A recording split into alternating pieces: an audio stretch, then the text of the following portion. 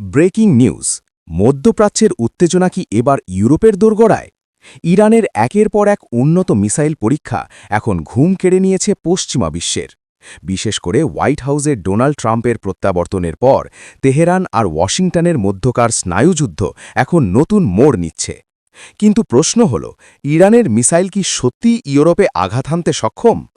সাম্প্রতিক গোয়েন্দা রিপোর্ট বলছে, ইরানের হাতে থাকা খাইবার বা হাজ কাসেমের মতো ব্যালিস্টিক মিসাইলগুলোর পাল্লা ২,০০০ কিলোমিটারেরও বেশি, অর্থাৎ তেহরান থেকে তুরস্ক, গ্রিস বা পূর্ব ইউরোপের দেশগুলো এখন সরাসরি ইরানের নিশানায়।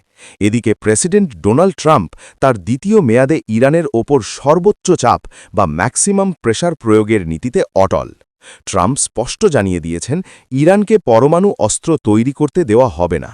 অন্যদিকে ইরান পাল্টা হুঁশিয়ারি দিয়ে বলছে, যদি তাদের পারমাণবিক স্থাপনায় হামলা হয় তবে তারা তাদের মিসাইলের পাল্লা ২,০০০ কিলোমিটার থেকে আরও বাড়ানোর কথা ভাববে, যা সরাসরি লন্ডন, প্যারিস বা বার্লিনের জন্য বড় হুমকি হয়ে দাঁড়াতে পারে। ইউরোপীয় দেশগুলো এতদিন ইরানের সাথে আলোচনার মাধ্যমে উত্তেজনা প্রশমনের চেষ্টা করলেও বর্তমান পরিস্থিতিতে তারা ন্যাটোর সুরক্ষা কবচ আরও শক্তিশালী করছে। বিশেষ করে ইউক্রেন যুদ্ধে ইরানের ড্রোন ব্যবহারের অভিযোগ আসার পর থেকে ব্রাসেলস তেহরানের ওপর ক্ষুব্ধ।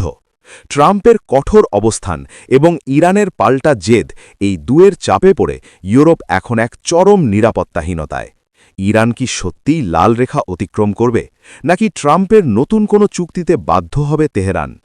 বিশ্ব রাজনীতির এই দাবার লড়াইয়ে ইউরোপ শেষ পর্যন্ত কতটা সুরক্ষিত থাকবে, সেটাই এখন দেখার বিষয়।